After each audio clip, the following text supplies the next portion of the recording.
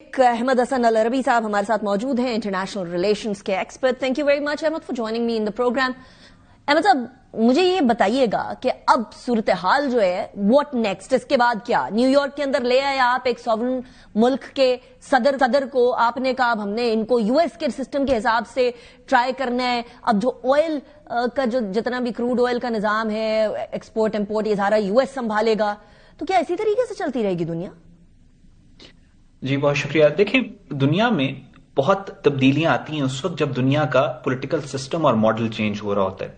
दुनिया में इस वक्त दो तब्दीलियां आ रही हैं. एक तो इस दुनिया का जो यूनिपोलर वर्ल्ड ऑर्डर था वो शिफ्ट हो रहा है मल्टीपोलर वर्ल्ड ऑर्डर की तरफ, और दूसरा यहां पे न्यू लिबरल वर्ल्ड ऑर्डर जो क्रिएट करने की कोशिश की गई थी वर्ल्ड वॉर 2 के बाद, उसकी जगह अब न्यू रियलिस्टिक वर्ल्ड ऑर्डर आ रहा है. अब इस सारी सिचुएशन में जो ममालिक हैं वो अपने जो सिक्योरिटी ऑर्बिट्स हैं उनको रीडिफाइन कर रहे हैं. मिसाल के तौर पे चाइना ने रिसेंटली अपने सिक्योरिटी ऑर्बिट को रीडिफाइन किया. उन्होंने अपनी वन चाइना पॉलिसी, ताइवान और उनका जो साउथ एशिया के अंदर जो उनका एक्सेस था उसको उन्होंने रीडिफाइन किया और उन्होंने कहा ये हमारी टेरिटरी है. रशिया ने अपने सिक्योरिटी ऑर्बिट को रीडिफाइन किया. उसने कहा कि जी we can not afford Ukraine, हमारे बॉर्डर यूक्रेन में जो नेटो का इन्फ्लुएंस है हम उसको अफोर्ड नहीं कर सकते, हम उसके खिलाफ जंग करेंगे. और उन्होंने अफ्रीका के अंदर अपने इन्फ्लुएंस को एजर्ट किया और उन्होंने कहा ये हमारा सिक्योरिटी ऑर्बिट है.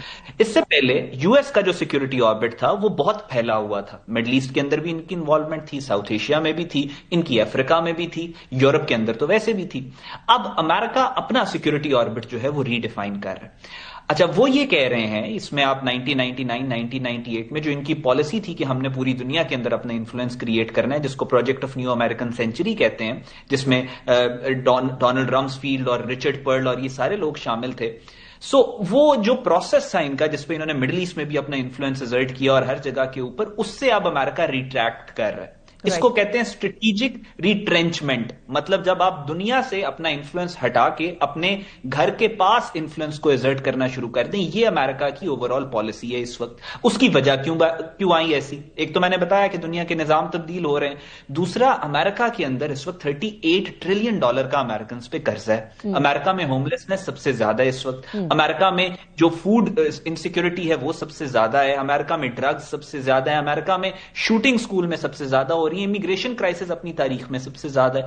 तो अमेरिका के अंदर इस वक्त जो अमेरिका फर्स्टर्स हैं वो ये कहते हैं कि अगर हम दूसरी बैरूनी जंगों के ऊपर मिडिल ईस्ट में और अपने से दूर इलाकों में अपनी रिसोर्सेज को इन्वेस्ट करते रहे तो घर में और रीजन में अमेरिका की जो इन्फ्लुएंस है वो खत्म हो जाएगा. दो चीज बता दीजिएगा मतलब, एक तो फिर एक और जंग के अंदर धकेले जाना या घुस जाना, ये कैसे जस्टिफाई करता है उस इंटरनलाइज्ड अमेरिकन पॉलिटिक्स को?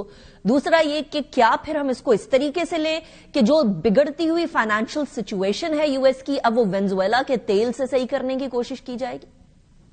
अच्छा देखिए, इसको जस्टिफाई किसी सूरत नहीं किया जा सकता.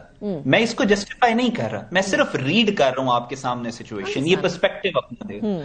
इसका किसी भी तरीके से ये जस्टिफाइड नहीं है कि आप जहां किसी और मुल्क के प्रेसिडेंट को, उसके कंट्री हेड को उठाएं और उसकी वाइफ को उठा के ले आएं. This can not be justified. लेकिन हम जिस दुनिया में रह रहे हैं, जो इंटरनेशनल ऑर्डर है वो इमोशंस पे नहीं चलता, वो हार्डकोर पावर पे चलता है. जिसके पास पावर होती है, हमने तारीख में देखा है, वही रूल करता है. सो ये बड़ा हार्ड सिस्टम है इस दुनिया का. सो जैसी आपने बात की कि यस, अमेरिका का जो इकोनॉमिक क्राइसिस है, डोनाल्ड ट्रंप की प्रायोरिटी है उसको डील करना.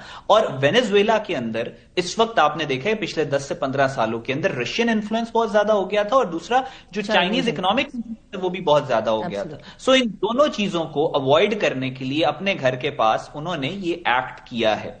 और उसमें उनके इकोनॉमिक फैक्टर्स भी हैं, लेकिन इकोनॉमी से ज्यादा उनके जियोपॉलिटिकल फैक्टर्स हैं. क्योंकि अमेरिका की मिडिल ईस्ट में कतर के ऊपर जब इसराइल ने हमला किया तो पूरी दुनिया ने यह बात कही कि अमेरिका की सिक्योरिटी गारंटीज डिस्टर्ब हो गई हैं. आपने देखा अमेरिका ने खातिर खा उसके ऊपर कोई रिएक्शन नहीं दिया. अमेरिका ने कहा ठीक है, अगर डिस्टर्ब हो रही है तो होती रहे. लेकिन उससे गलत मैसेज भी गए कि शायद अमेरिका की रीजनल सिक्योरिटी भी डिस्टर्ब हो रही है. तो उस पे उन्होंने एग्रेसिवली जो ये सारा ऑप्टिकल इन्होंने जो काम किया, सारा कुछ जो हुआ है इसको आराम से भी किया जा सकता था. लेकिन लेके आना इसका मैसेज टू एवरीवन कि हम रीजन के अंदर अपनी पावर कंसोलिडेट कर रहे हैं, वो हम करेंगे. हाँ, जो एक्स्ट्रा रीजनल अफेयर्स हैं, यानी जो हमारे आउटस्ट्रेच के ऊपर हमारी सिक्योरिटी गारंटीज है, वो अभी हमारी प्रायोरिटीज नहीं है. ना यूरोप प्रायोरिटी है, ना मिडिल ईस्ट प्रायोरिटी है, लेकिन अमेरिकाज हमारी प्रायोरिटी है. Got it. Ahmed Hassan Al Arabi साहब, thank you very much for joining me.